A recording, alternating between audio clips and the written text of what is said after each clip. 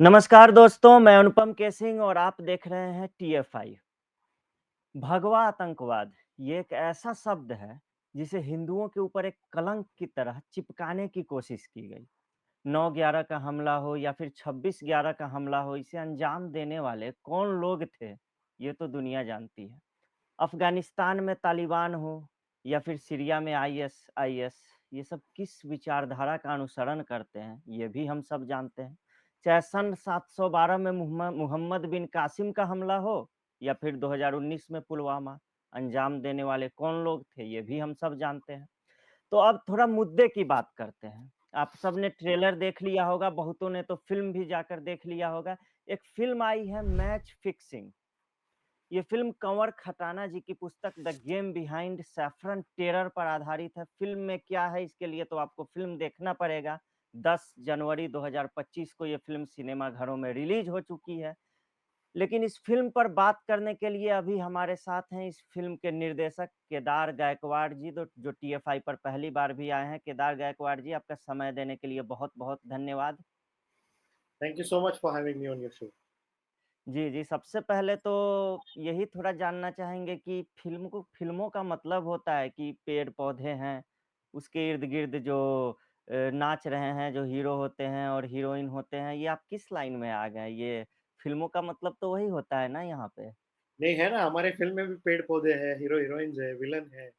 अच्छा। देखिए अनुपम जी ऐसा है कि कश्मीर की खूबसूरत वादियों में शूट किया है, लखनऊ की नवाबों के शहर में शूट किया है, मुंबई में, पुणे में, लंदन, इस्तांबुल में शूट किया है।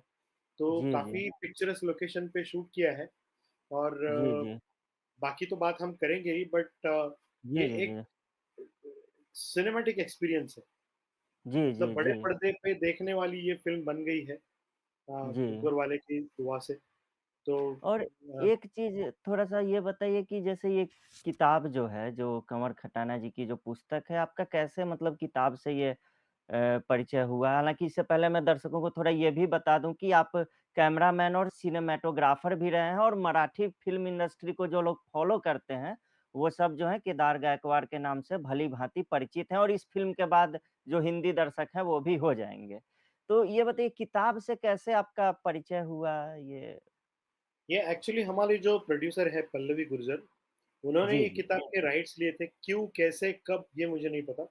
बट जी, जी, जी। 2023 सितंबर में उन्होंने मुझे ये किताब दी। मैं उनको पहले से जानता था, 3-4 जी, साल जी। से जानता था। उन्होंने मुझे ये किताब दी, उन्होंने बोला मैंने ये किताब के राइट्स ले लिए, आप पढ़ लीजिए। 10 हुँ। पन्ने पढ़ते ही मुझे वो किताब इतनी ग्रिपिंग लगी कि मुझे उसमें एक सिनेमा दिखना चालू हो गया। अच्छा।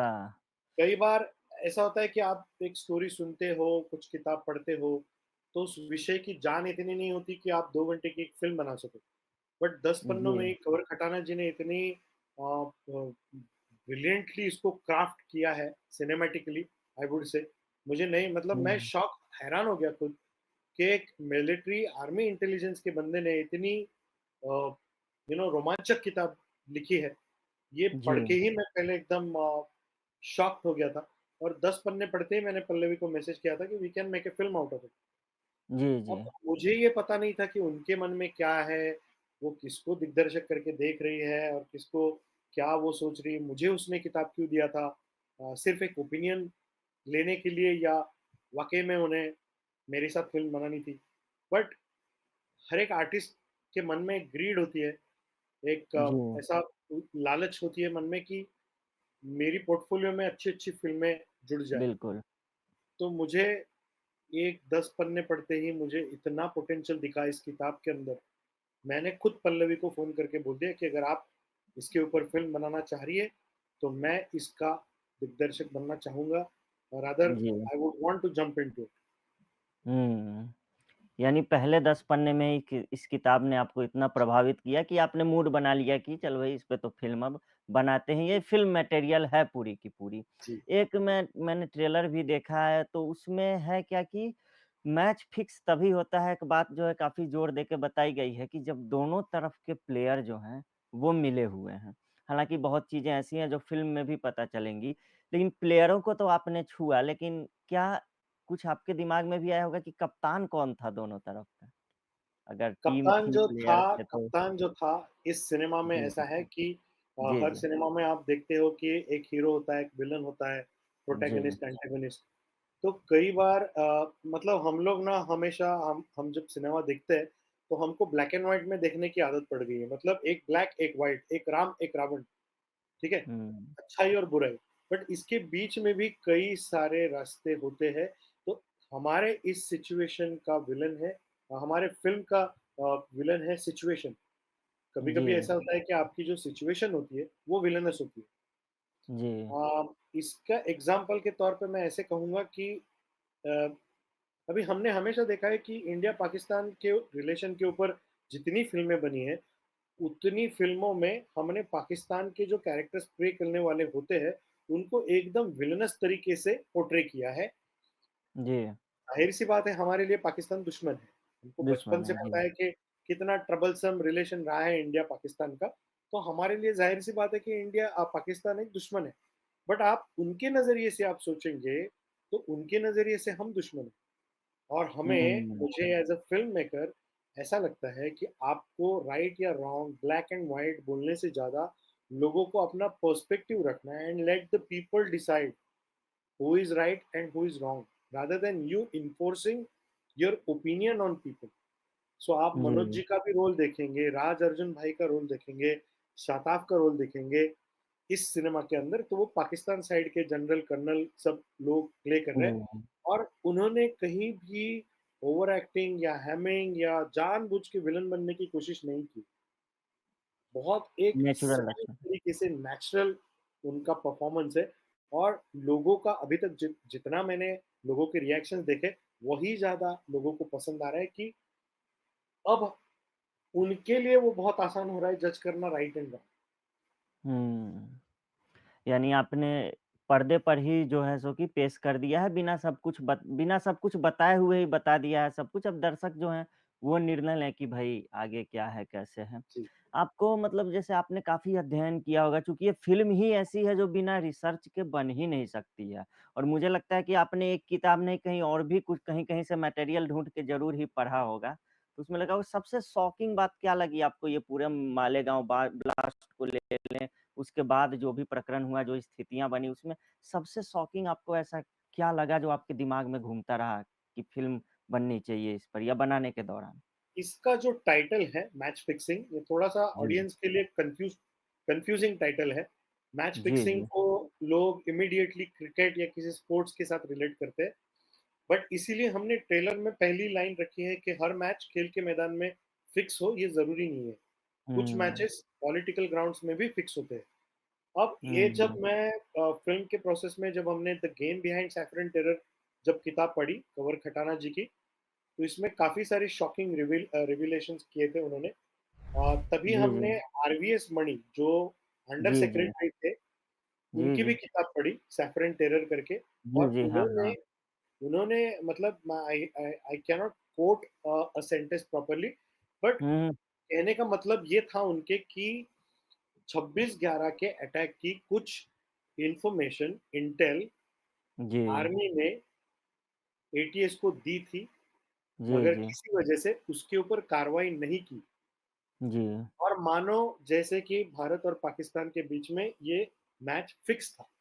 ये जो जी। एक लाइन थी, वो मुझे सबसे शॉकिंग लगी कि जी, आपके सी कैसा होता है अनुपम जी कि आप एक डेमोक्रेसी में रहते हो, आप एक गवर्नमेंट को वोट देते हो, आप एक गवर्नमेंट को चुनते हो, तो आप गवर्नमेंट चुन के आने के बाद उस गवर्नमेंट की रिस्पॉन्सिबिलिटी होती है, देश को सँभालने की और अगर कुछ चीज़ें गलत हो रही हो, तो हमें एज़ अ रिस्पॉन्सिबल सिटिज़न ये हमारी रिस्पॉन्सिबिलिटी है कि गवर्नमेंट से हम सवाल पूछें।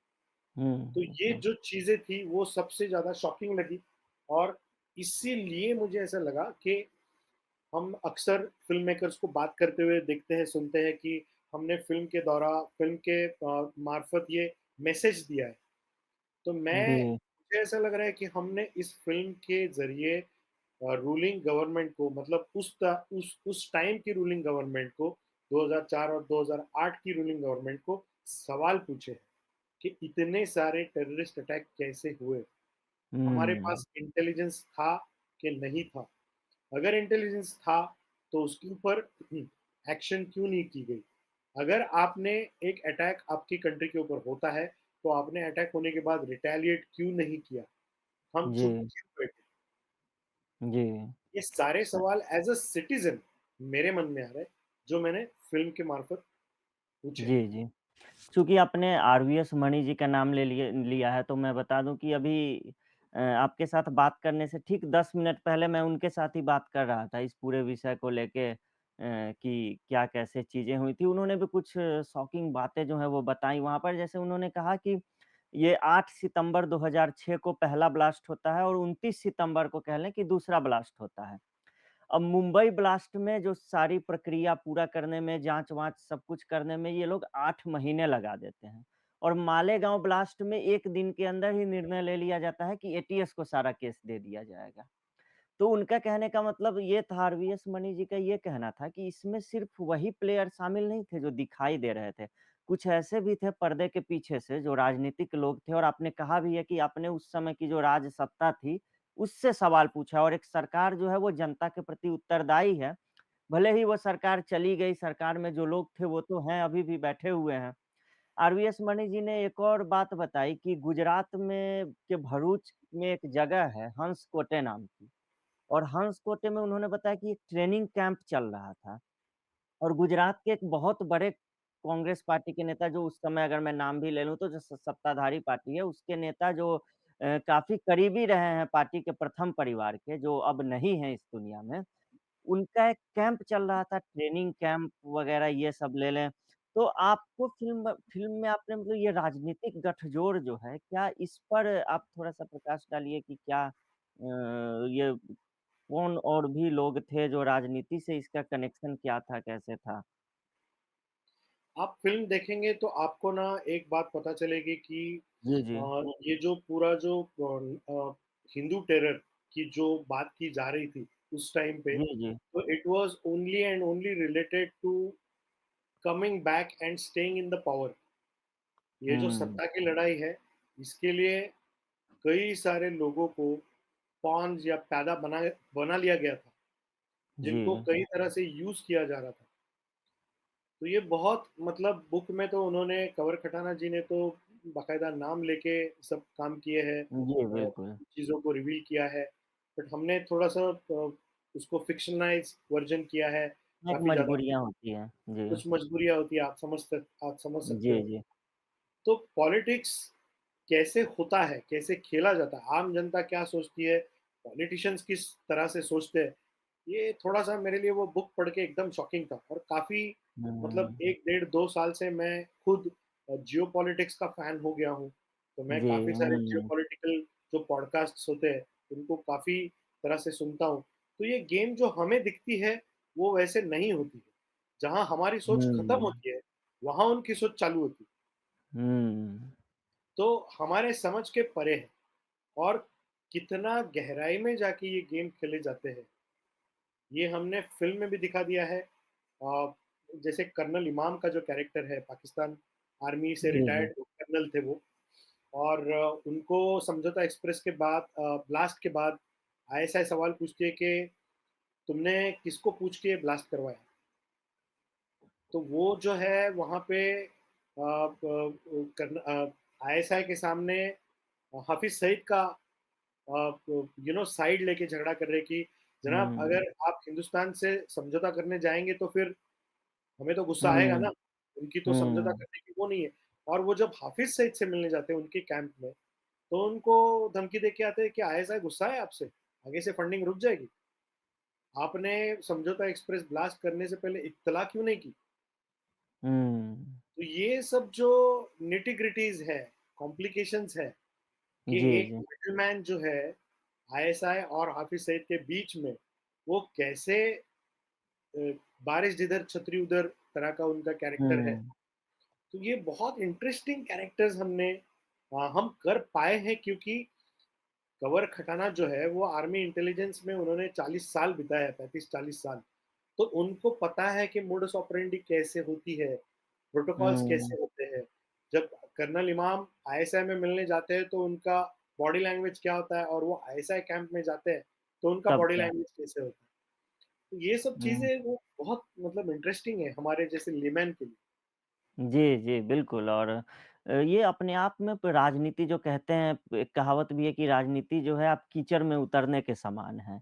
अब वो कीचड़, वो दलदल कितना गहरा है, ये आपको ये किताब पढ़ने समय पता चल ही गया होगा और आपने ही जैसा कहा कि जियोपॉलिटिक्स जो है, आजकल ग्लोबल विलेज दुनिया हो गई है। अमेरिका में, न्यूयॉर्क में कहीं क्या हो रहा है, उसका असर यहाँ के किसी गाँव में भी पड़ सकता है, शहर में पड़ सकता है। ये वाली पूरी स्थिति जो है वो आ गई है। मालेगाँव ब्लास्ट ब्लास्ट में जो है 2-3 कैरेक्टर ऐसे हैं, जिन्हें आतंकवादी बनाकर जिन्हें पेश किया गया था, कर्नल श्रीकांत पुरोहित हो गए या फिर रमेश उपाध्याय मेजर हो गए या फिर साध्वी प्रज्ञा सिंह ठाकुर हो गईं, जो भोपाल से जीतकर सांसद भी बनी। इन लोगों ने एक बात आपने दिखाया भी है फ़िल्म में। हालाँकि फ़िल्म मैंने अभी नहीं देखी है, कल मैं इस फ़िल्म को जो है देखूँगा हम पूरी टीम के साथ। तो जहाँ तक ट्रेलर में मैंने देखा है, ये दिखाया गया है कि किस तरह से टॉर्चर किया गया इन लोगों को। हमने तो कभी नहीं देखा कि अजमल कसाब पर लाठियाँ बरसाई जा रही हों कभी। हमने कभी नहीं देखा कि अफ़ज़ल गुरु को जो है पीटा जा रहा हो। ऐसे वीडियो या ऐसे फुटेज खबरें भी कभी नहीं आई, उल्टा तो बिरयानी खिलाने की खबरें आई इन लोगों की। क्या कारण था कि साध्वी प्रज्ञा सिंह ठाकुर या फिर रमेश उपाध्याय या कर्नल पुरोहित को इतना टॉर्चर किया गया अंदर जेल के भीतर? कुछ आपकी समझ से कुछ लगता है आपको? सी मैंने जो जैसे आपने बिगिनिंग में पूछा मुझे कि इस तरह की फ़िल्में बनाने के लिए तगड़े रिसर्च की ज़रूरत होती है। तो जी, जी। एक्चुअली हुआ ऐसे कि जब हमने किताब के राइट्स लिए, तब जी, किताब पढ़ के हमको इतना वो we immediately came to know that it is a very sensitive topic बिल्कुल। And then me and my producers decided that we will not go beyond this book. जो इस हुँ, किताब के अंदर लिखा गया है, उसी को हम हुँ। गीता मान के चलेंगे। अच्छा। वही हुँ। हमारे लिए गीता है, वही हमारे लिए बाइबल है, वही हमारे लिए सब कुछ है। तो जिस तरह से किताब में लिखा गया है कि उनका टॉर्चर किया गया, 3rd डिग्री टॉर्चर, वो काफ़ी हुँ। ज़्यादा पेनफुल है। वो चैप्टर किताब में पढ़ते समय मेरे रोंगटे खड़े हो गए थे और तभी मैंने सोचा था कि इसको फ़िल्म में अगर मैं जस्टिफ़ाई नहीं कर पाऊँगा, तो फिर प्रोटैगनिस्ट के बारे में लोगों को सिम्पैथी नहीं आएगी। See hmm. Ultimately when you are making a film, मैं आपको एक बात बोलूँगा कि आप जब फ़िल्म देखोगे, जी। जी, जी। पहली बार आपको ये मेरा अभी मैंने 12-15 स्क्रीनिंग्स देखे हैं और कुछ हुँ। लोग उनमें ऐसे थे कि वो कॉमन थे, लोग जिन्होंने ये 3 स्क्रीनिंग, 4 स्क्रीनिंग देखी है। तो जी, जी। पहली बार आपको इतना पॉलिटिकल इन्फॉर्मेशन समझने में जाएगा, जब आप ये पहली बार फ़िल्म देखोगे। जी, जी। दूसरी बार अगर आप ये फ़िल्म देखोगे, तो आप एक शॉक में रह जाओगे कि ओह माय गॉड! मैंने क्या देख लिया। और तीसरी बार हुँ। आप ना प्रोटैगनिस्ट के लिए इमोशनल हो जाओगे। ये मेरा नहीं, ये हुँ। कुछ दर्शकों की रिएक्शन है, क्योंकि मैंने फ़िल्म बनाई है तो मेरी इसके प्रति जो सब्जेक्टिविटी है वो ज़ीरो हो गई। तो जी, एक जी, चीज़ जी, को आप बिल्कुल। 200 बार, 300 बार देखते हो तो उसकी आप इमोशन लूज़ कर जाते हो। तो अभी जी, मुझे जी, जो बिल्कुल। लोगों से जो रिएक्शन आ रहे हैं, अभी मैं एक प्राइवेट स्क्रीनिंग से आ रहा हूँ और एक हमारे दोस्त ने तीसरी बार फ़िल्म देखी, वो रोते-रोते बाहर आया, वो आँखें पोंछते-पोंछते बाहर आया और उसने बोला कि this is my experience and this is the experience of lot of people. तो किताब में जो बताया गया है, उनको जो टॉर्चर किया गया है, हालाँकि हमारे फ़िल्म में ता साध्वी प्रज्ञा के ऊपर ज़्यादा हमने स्पॉटलाइट नहीं किया है, क्योंकि फ़िल्म के लेयर्स इतने ज़्यादा हैं इंटरनेशनल पॉलिटिक्स होने के कारण जी, कि जी, हम जी। पूरे सब कैरेक्टर्स को यहाँ पे नहीं शामिल कर सकते, 2 घंटे की फ़िल्म में, सवा 2 घंटे की फ़िल्म में। बिल्कुल, बट हाँ। अविनाश पटवर्धन जो जो हमारे प्रोटैगनिस्ट हैं, जी, जी। उनके ऊपर हमने काफ़ी फ़ोकस किया है, उनकी मोडस ऑपरेंडी क्या है, उनके ऑपरेशंस क्या है और उनको कैसे टॉर्चर किया जाता है, ये सब हमने दिखाने की कोशिश की। जी, जी। आपने अविनाश पटवर्धन वाले कैरेक्टर का नाम लिया तो मैं विनीत सिंह पर भी आ जाता हूँ थोड़ा-सा। उनका जो अगर मैं व्यक्तिगत रूप से कहूँ तो मुक्केबाज़ और अगली जो फ़िल्में थी, ये 2 फ़िल्में मतलब उनकी पूरी फ़िल्मोग्राफ़ी, हालाँकि पूरी की पूरी फ़िल्मोग्राफ़ी काफ़ी डेकोरेटेड है उनकी। लेकिन ये 2 जो किरदार हैं वो मुझे काफ़ी पसंद उनके हैं, वो आते हैं। विनीत सिंह ही क्यों? बहुत सारे अभिनेता हैं, तो इस पर आप थोड़ा-सा डालिए कि विनीत सिंह का कहाँ से नाम आया और क्यों आप उनको अप्रोच किया गया इस किरदार के लिए? ये जो पूरी फ़िल्म बनी ना, वो बहुत कम समय में बनी। फ़िल्म जी, जी। मैंने कितने दिन ऑफ़िशियली लगभग साइन कितने महीने लगभग लगे होंगे? मैंने साइन करने के बाद 10वें महीने में मेरे हाथ में सेंसर सर्टिफ़िकेट था, दैट इज़ अच्छा। Inclusive of writing the script. Usually क्या हुँ, होता है फ़िल्म की स्क्रिप्ट लिखी जाने के बाद साइनिंग हुँ, प्रोसेस होता है और उसके जी, बाद लोगों को 1.5 साल लग जाता है फ़िल्म कंप्लीशन में। बनाने में। बट हमारे जो प्रोड्यूसर्स हैं वो कोई बैनर नहीं है, कोई बहुत बड़े वो बिज़नेसमैन नहीं है, वो काफ़ी आम लोग हैं तो लोग जी, हमें हमारा थॉट प्रोसेस ये था कि उनका जो लगाया हुआ पैसा है वो ज़्यादा देर अटक ना जाए, जी, उसके ऊपर आप कंपाउंड चढ़ते जाता है। तो मेरा ये थॉट जी, प्रोसेस था जी, कि मैं जितनी जल्दी ये प्रोसेस खत्म करूँ, जितनी जल्दी जी, उनका जी, पैसा उनको see ultimately we are making a film for awareness, for everything but ultimately जी, जी, किसी का पैसा भी लगा हुआ है। ये मैं बिल्कुल, भूल नहीं बिल्कुल। सकता। तो विनीत सिंह की बात मैं वापस आता हूँ विनीत जी के कैरेक्टर पे। जब जी, मैंने फ़िल्म साइन की और जब हमने ये प्रोसेस चालू किया, तब मेरा ये मानना था कि हर रियल लाइफ़ कैरेक्टर के लुक अलाइक लेना ज़रूरी नहीं है। बिकॉज़ ये हुँ, कैरेक्टर जो है विनीत सिंह का, ये एक आर्मी इंटेलिजेंस का बंदा है। तो कई बार आप उसको देखोगे कि ये आम लोगों में मिक्स अप होके इन्फॉर्मेशन गैदर कर रहा है। तो मुझे हुँ, एक ऐसा तगड़ा एक्टर चाहिए था कि जो 4 लोगों में 100 लोगों में कोई भी डिसगाइज़ कर सकता है, बट सिर्फ़ 4 लोगों में भी लोगों को ऐसा नहीं लगे कि ये हीरो है, 4 लोग उसको मुड़ के ना देखें। एक ऐसा एक्टर जो 4 हुँ, लोगों में सामान्य लगे, बट जब वो वर्दी पहन के आए, तो रोंगटे खड़े हो जाएँ। और विनीत की हुँ, रिसेंटली मैंने गुंजन सक्सेना फ़िल्म देखी थी और हर जी, बार मैं वो फ़िल्म देखता हूँ, तो मेरे आँखों में आँसू आ जाते हैं, गुंजन सक्सेना देख के। इतना बिल्कुल। बढ़िया रोल है उनका और वो एक तगड़े कलाकार हैं, वो एक रिसर्च करके आते हैं। जब अच्छा, मैं जनरली तो उनको हमारे मन में इमेज है अभिनेताओं की कि जो स्क्रिप्ट दिया गया पढ़ते हैं, कई तो मैं देखता हूँ टेलीप्रॉम्प्टर भी पढ़ते हैं सेट पर और आप बोल रहे हैं कि ये अभिनेता है जो रिसर्च करते नहीं, हैं। ये विनीत जी का एक्सपीरियंस मेरा अलग था। इनफैक्ट जी, मेरे पास सब जी, एक्टर्स जी। की एक-एक स्टोरी है मैं जो आपको बताता हूँ, धीरे-धीरे करके। जी, जी, बिल्कुल, शॉर्ट में बिल्कुल। बताता हूँ, बहुत हम जानना एंटरटेनिंग चाहेंगे, स्टोरीज़ है। बिल्कुल जानना चाहेंगे। तो विनीत जी को जब मैं अंधेरी में मिलने गया, तो मात्र जी, जी। 20 दिन में मेरे राइटर ने मुझे फर्स्ट ड्राफ्ट लिख के दिया था। तो बहुत जी, जी। कच्चा एक स्केलेटन मेरे पास था, वो लेके मैं गया, विनीत जी को सुनाया, विनीत जी ने इंटरेस्ट दिखाया, हालाँकि उन्होंने बोला मुझे स्क्रिप्ट दो मैं पढ़ूँगा और मैं मेरी टिप्पणी करके आपसे मिलने आऊँगा। जाते-जाते उन्होंने बोला, जो कि आपने इंट्रोडक्शन मेरा दिया कि मेरा करियर स्टार्ट हुआ है डीओपी, सिनेमेटोग्राफर करके। तो जब मैं जी, जी। विनीत जी से मिला था, उसके मात्र 3 महीने पहले महाराष्ट्र में धर्मवीर मुक्काम जी, पोस्ट जी, थाने हाँ, वो करके एक काफ़ी बहुत बड़ी पॉपुलर फ़िल्म फ़िल्म रिलीज़ हुई थी, जी, जो मैंने आनंद शूट दिग्गज जी के किया था। यस, तो दिघे साहब की वो फ़िल्म थी, बहुत बड़े नेता होके गए और मैंने जी, उसकी सिनेमेटोग्राफ़ी की थी पार्ट 1 की।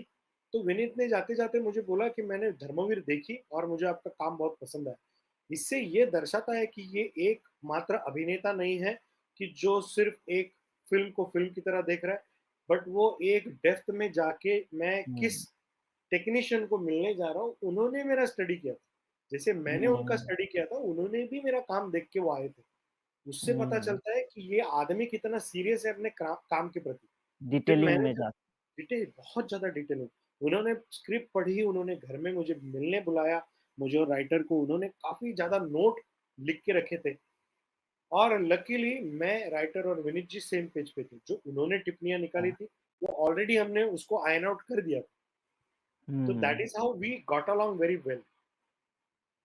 तो विनीत जी, जी जी। का एक जो प्रोसेस है काम अप्रोच करने का, वो बहुत डिफरेंट है एंड बहुत सीरियसली वो काम को वो करते हैं। I will tell you Manoj Joshi sir story, it's a very funny hmm, story. I will show you my phone.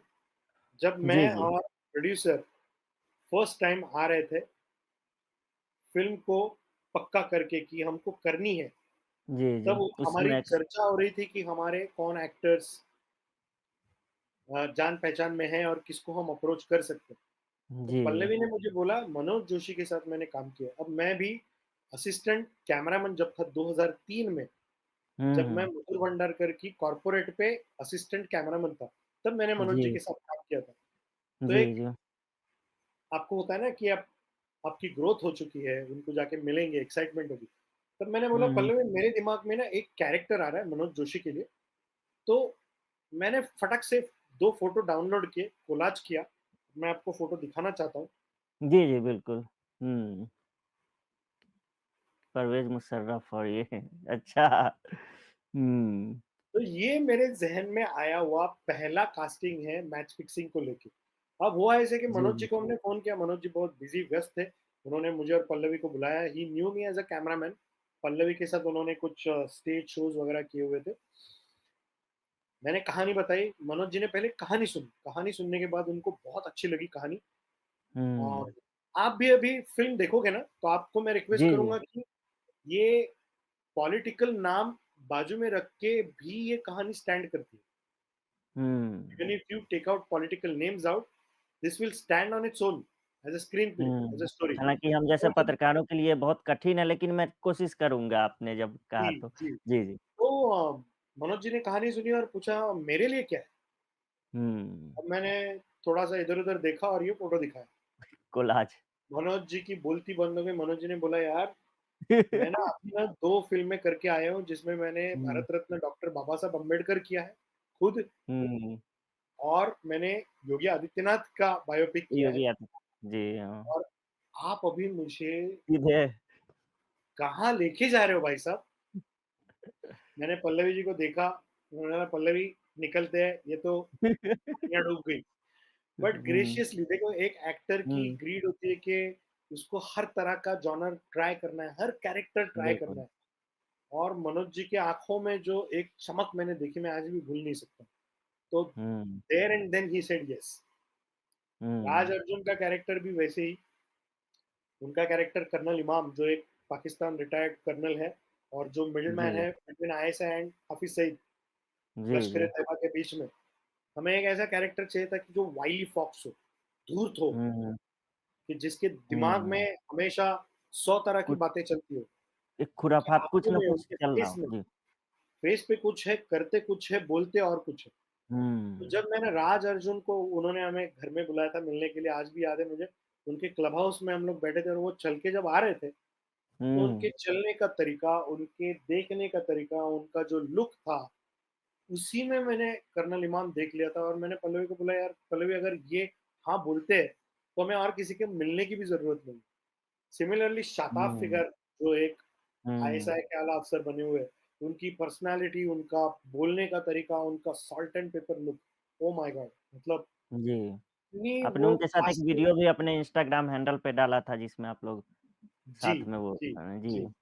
हर एक कैरेक्टर आप कास्टिंग देखोगे ना, मुझे जी, पर्सनली ऐसा लग रहा है कि हर एक कैरेक्टर इस फ़िल्म के लिए मतलब छोटा मुँह बड़ी बात नहीं करूँगा बट ऐसी जो जी, जी, फ़िल्में नहीं। होती है ना, हम फ़िल्म जी, तो जी। लाइफ़ लॉन्ग करते रहते हैं। अभी मैंने धर्मवीर की है, फर्ज़ंद जी, करके जी। एक मराठी फ़िल्म की है, जो छत्रपति शिवाजी के एक अच्छा। जी। आला सिपाही के ऊपर वो है, काफ़ी बड़ी सुपरहिट फ़िल्म रही है मराठी में। ये जो हिस्टोरिकल जो लार्जर दैन लाइफ़ कैरेक्टर्स के ऊपर हम फ़िल्म्स बनाते हैं ना, तो हम इन्हें सिलेक्ट नहीं करते अनुपम जी, ये फ़िल्में हर किरदार को सिलेक्ट करती है ऐसा मुझे लगता है। बिल्कुल, हम बहुत छोटे लोग हैं, हम बहुत एक इस पूरे यूनिवर्स का बहुत छोटा अंश है। बिल्कुल। मुझे ऐसा लगता है कि ऐसे कैरेक्टर्स की फ़िल्मों के ऊपर काम करने मतलब to be able to do such kind of film is my honour. It's ये फ़िल्में जो है आप फ़िल्म देखोगे, बैकग्राउंड म्यूज़िक, म्यूज़िक अ, जी, सिनेमेटोग्राफी, लोकेशंस आप जो चाहे बोलो। ये जी, ना एक ये एक पज़ल जो होती है ना, वो पज़ल जी, एकदम जी, फिट होते गई है, अपनी-अपनी जी। जगह पर। तो it is a hmm, wonderful experience for me, you know जी, जी, कि ऐसे इतने दिग्गज कलाकारों के साथ मुझे काम करने के लिए मौका मिला। जी। आई फील आपकी बातों को सुनकर एक थोड़ा-सा ये लगता है कि आप दर्शन में रुचि लेने वाले भी व्यक्ति रहे हैं एक तरीके से जो जैसे आपने बोला कि इस यूनिवर्स का पूरा खेल जो है वो बहुत बड़ा है, उसमें हम जो बहुत छोटे पार्टिकल की तरह हैं एक तरीके से।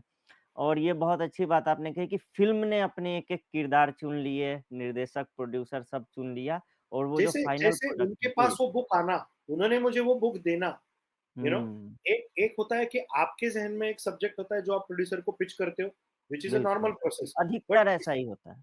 एग्ज़ैक्टली तो इस हुँ, तरह से मेरे पास वो बुक आना, जैसे जी। मानो एक मेरे लिए ये यूनिवर्स का एक एक ब्लेसिंग था हुँ, कि ये हुँ, आप इसके लिए बने हो। जिस तरह से हुँ, मेरी रुचि रही है जियोपॉलिटिक्स की या जिस तरह के तो हर एक कैरेक्टर जैसे इसमें जेल होते गया, फिट होते गया। जी, जी। एक नाम तो आप जब किताब पढ़ रहे होंगे और मूवी बना रहे होंगे तो बार-बार आया होगा, वो नाम है अभिनव भारत का। अभिनव भारत जैसा कि हम जानते हैं कि स्वतंत्रता संग्राम के समय उस समय कह लें तो क्रांतिकारियों का एक बहुत बढ़िया संगठन हुआ करता था और इसका नाम सम्मान से लिया जाता था। वीर सावरकर तक के नाम भी इनसे इनसे जुड़े हुए थे। तो अचानक से ये अभिनव भारत का फिर से रिवाइव हो जाना इस ब्लास्ट से लगभग 1 डेढ़ साल पहले की बात रही होगी। फिर अचानक से उसे फंडिंग मिल जाना, फिर उसका नाम आतंकी घटना में आ जाना। तो इस एस्पेक्ट को आपने फ़िल्म में कवर किया है या आपके दिमाग में कुछ चला डेफ़िनेटली, अभिनव भारत को लेके? डेफ़िनेटली। आप फ़िल्म जी, जी। देखिए और इस एस्पेक्ट को हमने हाइलाइट किया है। अच्छा। और इस एस्पेक्ट को सी देखिए क्या होता है कि जब जी, एक जी। आर्मी इंटेलिजेंस का जो ऑफिसर होता है, जो बि कभी भी जो अपना ऑपरेशन करता है, तो उस हुँ, ऑपरेशन को हुँ। अलग-अलग नाम दिए जाते हैं। जैसे आपने कई बार सुना होगा कि कश्मीर में जी, जो जी। एक हमारे अफ़सर थे उन्होंने मिशन मिशन माँ करके एक ऑपरेशन चलाया जी, था, जी। जिसमें हुँ, उन्होंने कश्मीर की माताओं को जमा करके बोला था कि आज का पत्थरबाज़, कल का ₹500, परसों की डेड बॉडी। आपने हुँ। साहब का इंटरव्यू सुना होगा, मैं नाम नहीं लेना जी, चाह रहा जी। हूँ। एक रिटायर्ड आर्मी ऑफिसर है, अभी रिसेंटली हुँ, रिटायर्ड हुए, तो उन्होंने ये उनका ही मैंने पॉडकास्ट सुना था। तो जैसे ये ऑपरेशन माँ था, तो वैसे इस किताब में जो पटवर्धन का कैरेक्टर है, तो उन्होंने इस ऑपरेशन को अभिनव भारत ये नाम रखा था और मैंने फ़िल्म में इसको हाइलाइट भी किया है कि जी। जब वो कमांडिंग ऑफिसर को फाइल देते हैं इस ऑपरेशन की, तो कमांडिंग ऑफिसर बोलता है कि Abhinav Bharat following the footsteps of Veer Savarkar, इस हुँ, नाम से दिल्ली में बैठे कुछ लोगों को मिर्ची ज़रूर लगेगी। हुँ। तो ये मैंने बाकायदा हाइलाइट किया है और जी, कोई जी। भी ऐसा एस्पेक्ट नहीं है कि जिसको हमने अनदेखा किया है। जी, जी, यानी ये सारे पहलुओं को आपने मतलब इस फ़िल्म में लगभग कह लें तो छुआ है। अब इस चर्चा की अंत की तरफ बढ़ते हुए एक थोड़ा-सा एक आजकल क्या चलता है मीडिया का एक बहुत बड़ा वर्ग है। वो आजकल इस तरह की जो भी फ़िल्में आती हैं, जो थोड़ी वास्तविकता से जुड़ी हों और उनके एजेंडे में फिट ना बैठती हों, उनको वो लोग क्या कह देते हैं प्रोपेगेंडा मूवी है यार। अरे हटाओ ये तो प्रोपेगेंडा मूवी है पूरा। और ये चलन शुरू हुआ कश्मीर फाइल्स के बाद से। द कश्मीर फाइल्स आती है, वो सुपरहिट होती है, उसके बाद द केरला फाइल्स करके आती है, वो भी बहुत बड़ी हिट होती है। इस बीच में कई ऐसी भी फ़िल्में आई, जो भले हिट ना हुई लेकिन उनका अच्छा खासा नाम हुआ, जैसे अजमेर दरगाह को लेकर जो एक अजमेर वाले पे फ़िल्म आई थी, बस्तर नक्सलियों पे फ़िल्म आई थी। एक तरह से इसी क्रम में हम उसको भी रख सकते हैं जो उरी के बाद जो सर्जिकल स्ट्राइक हुआ था, उस पर जो फ़िल्में आई थी। तो आपको डर नहीं लगा कि ख़ारिज कर दिया जाएगा आपको अगर इस तरह के सब्जेक्ट उठाते हैं तो एक बड़ा वर्ग नहीं, जो है I will tell you honestly, जब मैंने फर्स्ट टाइम राइटर से मीटिंग की, अनुज मेहता से, जी, मेरे दोस्त है अनुज, तो मैंने बिल्कुल, जब जी। मीटिंग की, मैंने बोला देखो अनुज, हम जो एक फ़िल्म बनाने जा रहे हैं, हमें मीडिया या जो एक लेफ्ट विंग लॉबी है, वो हमें टारगेट करने की कोशिश करेगी। बट हुँ, मुझे as a film maker personally, मुझे ये फ़िल्म ऐसी लिख के चाहिए, जो देखने के बाद लोग इसके स्क्रीन प्ले की तारीफ़ करें। हुँ, जो फ़िल्म देखने के बाद अगर मैं लोगों को बोलूँ कि ठीक है, आप ये पॉलिटिकल नाम देख रहे हैं, इसलिए आप डॉट्स कनेक्ट कर रहे हो, बट अगर आप ये पॉलिटिकल नाम भी निकाल दो, तो भी ये फ़िल्म जी, को सेंस बनना चाहिए। It is a hmm, match fixing the nation at stake is an out and out commercial film which you must watch with your family and friends. We have two songs in the film. जी, इस जी। Film में आप देखने के बाद आपको पता चलेगा, जो स्क्रीन प्ले के जो लॉज़ होते हैं, उस लॉ को हमने फ़ॉलो करके मतलब हुँ, ऐसे नहीं कि आपको नहीं लगेगा कि डॉक्यू ड्रामा देख रहे हो आप।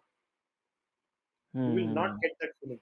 It is a out and out commercial film और कौन पत्रकार या कौन किसी समाज का हिस्सा इसको कैसे लेबल करते हैं, इससे मुझे परेशान होने की ज़रूरत नहीं है। हम डेमोक्रेटिक कंट्री में रहते हैं, डेमोक्रेसी है बिल्कुल, इंडिया। तो डेमोक्रेटिक प्रोसेस ये कहता है कि हर आदमी को अपना-अपना पर्सपेक्टिव रखने का अ द अधिकार है। जी, अधिकार है। ओके, सो मैंने मेरा पर्सपेक्टिव रख दिया है। अब इसको लोग जी, जी, किस तरह से पेंट करेंगे, ये मेरे हाथ जी, में नहीं जी। है।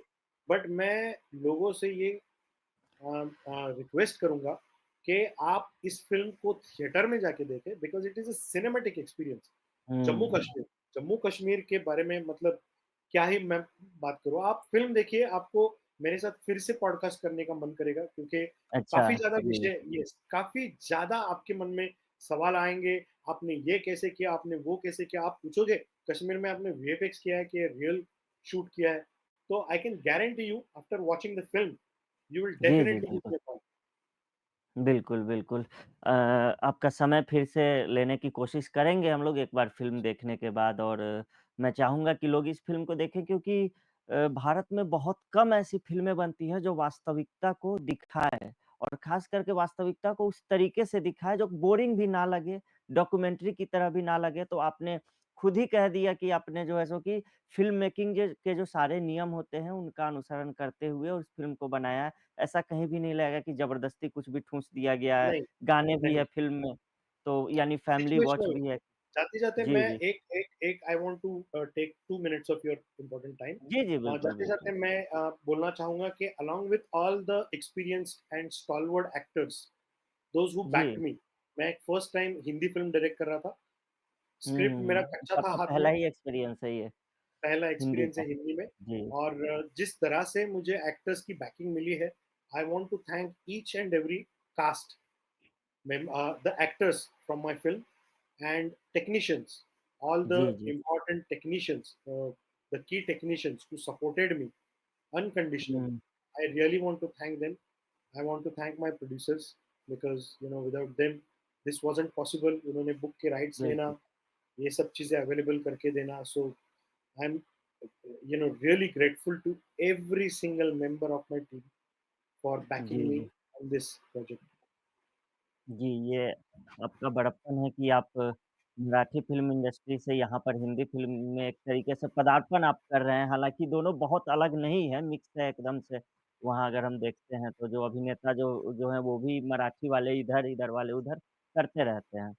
तो अब हम भी चाहेंगे कि दर्शक भी जो हैं इस फ़िल्म को जाकर देखें और जैसा कि केदार गायकवाड़ जी ने कहा ये थिएटर का एक्सपीरियंस लेना चाहिए इस फ़िल्म को लेके। ओटीटी पर तो ठीक है कंटेंट आते रहते हैं, देखते रहते हैं और आप भी ओटीटी पर भी आप काम कर चुके हैं। जी, काफ़ी आपका अनुभव रहा है ओटीटी पे भी। तो लेकिन फिर भी अगर आप कह रहे हैं कि इस फ़िल्म को थिएटर में देखना चाहेंगे, तो मैं चाहूँगा कि जैसे आपने द कश्मीर फाइल्स को प्यार दिया था, जैसे द केरला स्टोरी को प्यार दिया था, वैसे ही आप मैच फिक्सिंग मूवी को भी देखें और फिर उसके बाद इसके बारे में सोशल मीडिया में भी ज़रूर लिखें कि आपका एक्सपीरियंस कैसा रहा देखने का। ताकि एक बहस, एक चर्चा की शुरुआत होना एक फ़िल्म की सबसे बड़ी सफलता होती है। केदार गायकवाड़ जी आपका बहुत-बहुत धन्यवाद टीएफआई पर आने के लिए। एक बार इस फ़िल्म हो सकता है कि मैं जहाँ तक देख पा रहा हूँ वीकेंड के बाद अगले 10-15 दिनों के बाद आपके पास फ़ोन कॉल्स और बाढ़ आने वाली है एक तरीके से मीडिया की भी जिस तरीके से ये फ़िल्म जा रही है और समीक्षकों का जिस तरीके फिंगर्स से इसे क्रॉस्ड। प्यार मिल रहा है। जी, जी। तो बहुत-बहुत धन्यवाद आपका टीएफआई के पर आने के लिए। तो दर्शकों मिलेंगे अगले वीडियो में किसी नए विषय के साथ, तब तक के लिए मैं अनुपम के सिंह आपसे विदा लेता हूँ। नमस्कार। Thank you so